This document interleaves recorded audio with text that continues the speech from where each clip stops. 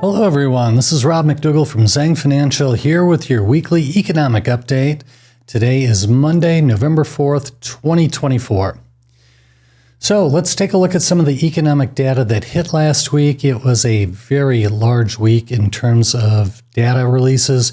It included GDP update for third quarter, inflation measures, and labor market updates. So we'll start with the GDP for third quarter. As expected, third quarter came in very strong. GDP growth of 2.8%. Now that was slightly below consensus, which was at 3.0, but nonetheless a very impressive number. I do have to add that 2.8% was significantly aided by blowout U.S. federal spending, which added 0.6% to GDP. So if it would have been a neutral quarter for government spend, it still would have been a decent 2.2%. But government spend definitely aided GDP for the third quarter. So consumer spending during third quarter, that remained strong. Business investment offset that, though. Business investment fell short of expectations. So in terms of inflation, we received updates for that last week. PCE, personal consumption expenditure, I always add, that is the inflation metric that the Federal Reserve uses as their primary tool for gauging inflation and making policy decisions. So that came in at a positive 0.2% month over month, which was right on consensus. And more importantly, the PCE headline number over the last 12 months has now fallen to 2.1% on a trailing 12-month basis. That's just barely above the Fed target of 2.0. So inflation, not saying the battle's won, but clearly impressive improvements in inflation over the last almost 2.5 years. So last week with GDP and inflation, those were significant and relatively positive reports. However, then on Friday, we get the U.S. non-farm payroll number for September.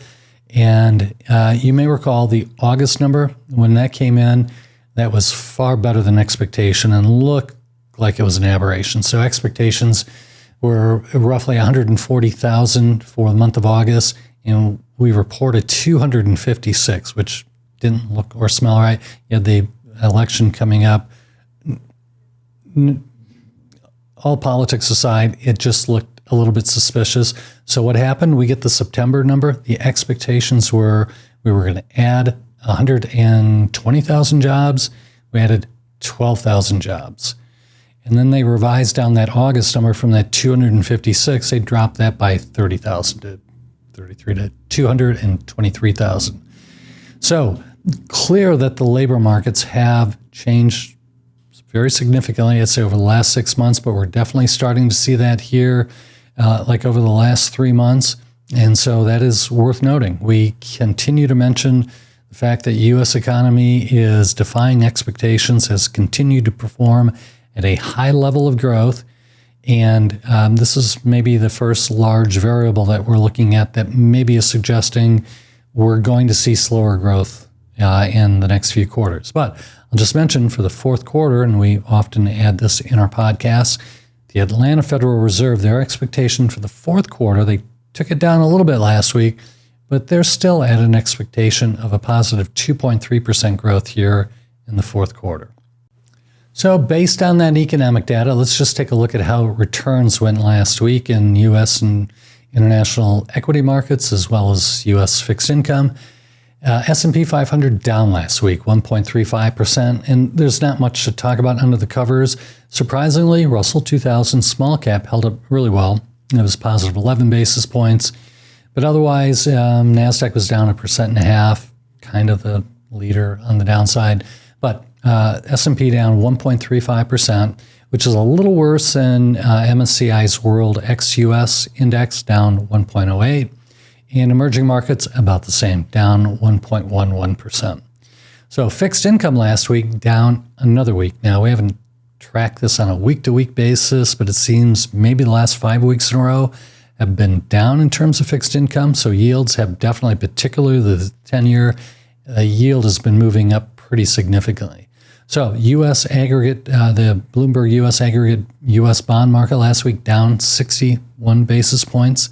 That has dropped the year-to-date to a positive 1.4%. Again, you may recall roughly 5 weeks ago as we were doing this recap, that index was up over 5%. So rising rates, reduce yields are moving up and depressing the value of those bonds. So just last week alone, 2-year Treasury yield went up 10 basis points. The 10-year went up 15 basis points. On a year-to-date basis, the 10-year now is up 52 basis points. So I'll recap really quickly. Year-to-date returns still very solid despite last week's minor weakness. The S&P 500 up 21.5%. Really led, I'll have to say, by large cap, growth and value pretty close. Large cap better than small cap at this point. Also, U.S. markets much better than international, again with the S&P up 21.7%. MSCI World Developed Markets ex-U.S. up only 5%. Emerging markets up 9.6%. So let's take a look at the economic activity that is to be reported this week. Now, this is a much lighter week. Thankfully, of course, we do have the U.S. election. We'll just say one small thing on that. U.S. election tomorrow. Not going to make any predictions. Have no idea how the markets are going to respond. Have no guess on winners or losers. Will say, however, though, if you're watching this before the election, I think there's a fairly high probability we won't know who the winner is in the U.S. presidential race tomorrow, as we most often do, because of a lot of factors, including the state of Michigan claiming that they're not going to come up with a winner for as much as 5 days.